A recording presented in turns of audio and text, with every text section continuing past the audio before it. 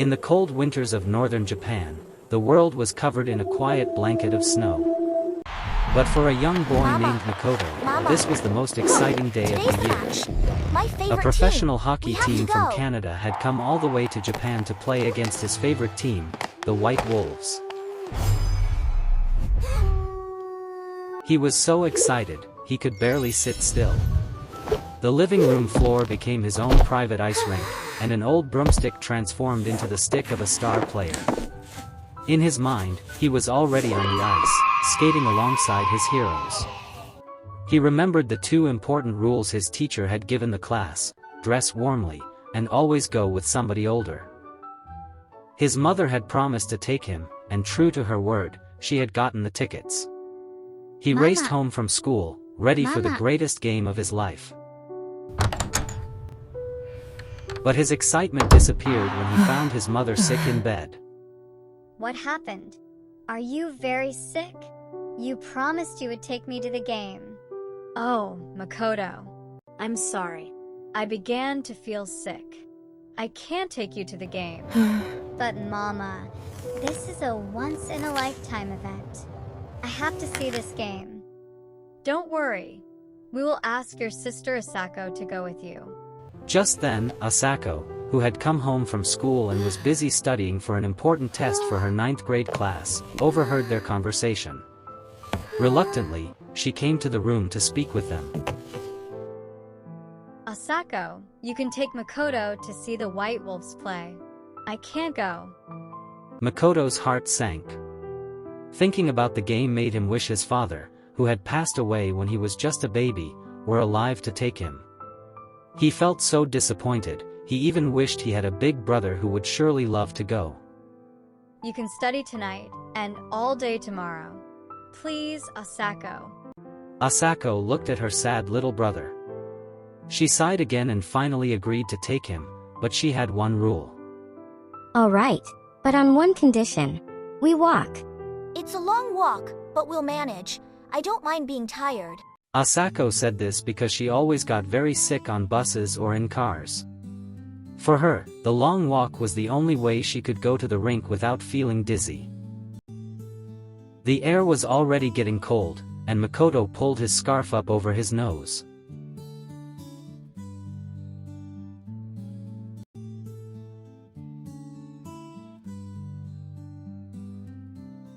When they finally got there, the rink was full of people. But when the game started, the White Wolf team was no match for the Canadian team. All they could do was try to defend themselves. No matter how hard they tried, the Canadian team scored points again and again. It was embarrassing to watch. Makoto was freezing cold, and he stamped his feet on the ground to stay warm. But surprisingly, his sister Asako was watching the game excitedly. Then, to everybody's surprise, the White Wolves team showed astonishing improvement. They still couldn't score, but they managed to stop the Canadian players from scoring anymore.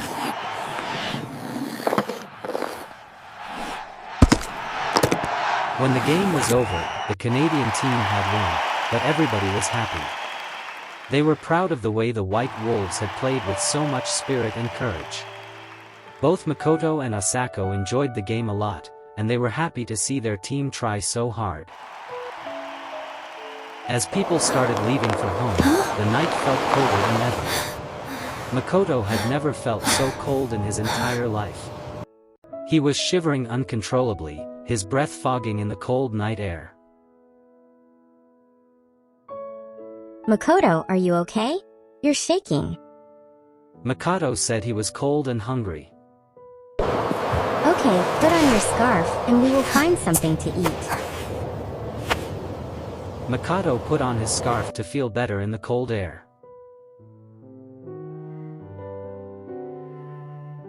Suddenly, they saw a vendor selling hot, roasted sweet potatoes.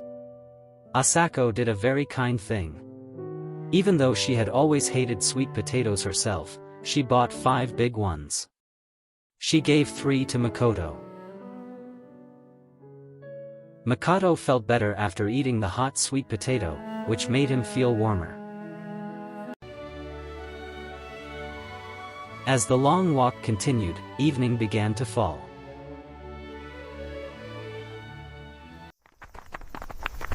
When they finally reached their home, Makoto felt warm all over, and not just from the sweet potatoes. It was fun, wasn't it? Thank you so much, Asako. You are the best sister and friend. I enjoyed the game. Let me get your cap. It's warm inside now. Maybe you can join the White Wolves when you grow up, and make the team strong again. Makoto nodded his head as hard as he could. A new dream was just beginning for him, but something even more special had happened that day. It started with a hockey game they both enjoyed, and grew stronger when Asako showed concern for her shivering brother and took care of him with the simple gift of hot sweet potatoes. With her final words of encouragement on the long, cold walk home, he and his sister had become good friends.